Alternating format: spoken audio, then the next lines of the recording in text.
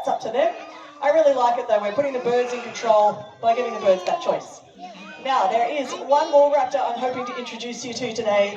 Just before that bird joins us though, I wanted to take a quick moment to say thank you so much for visiting.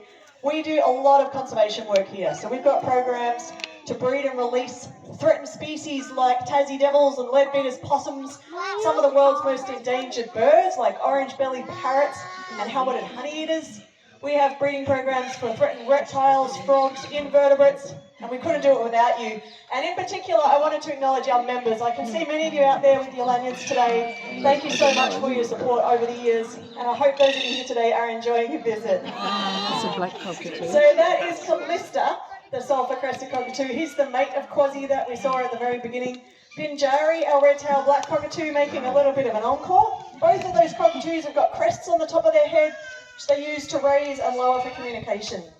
Now for our final bird today, we're going to have a look at a raptor who is 10 times the weight of the kestrel that we saw earlier.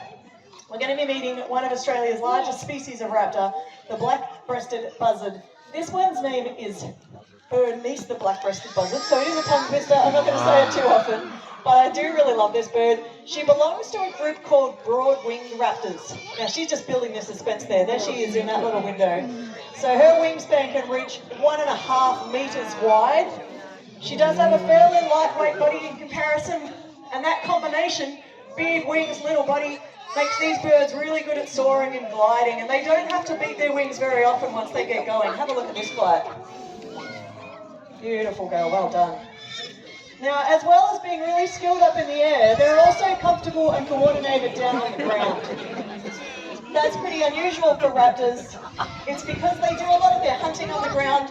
They eat lots of different animals. They're happy to eat animals that they find that are already dead. But what they're really famous for is raiding the nests of other birds. So they eat the eggs and the chicks that they find. And some birds nest on the ground.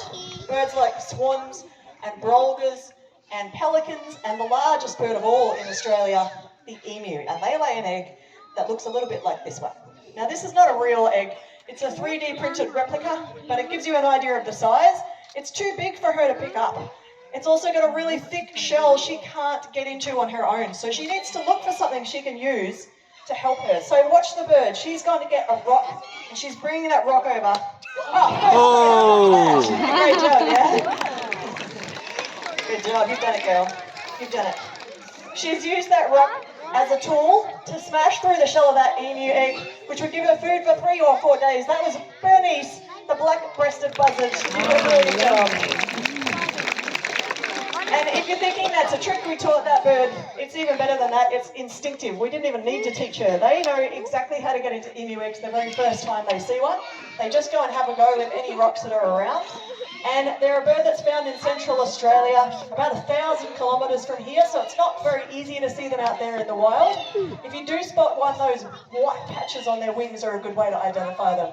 And we really hope that you enjoyed being able to meet Bernice and all of the other spirits of the sky today. Thank you for coming and enjoy the rest of your afternoon here at the reception.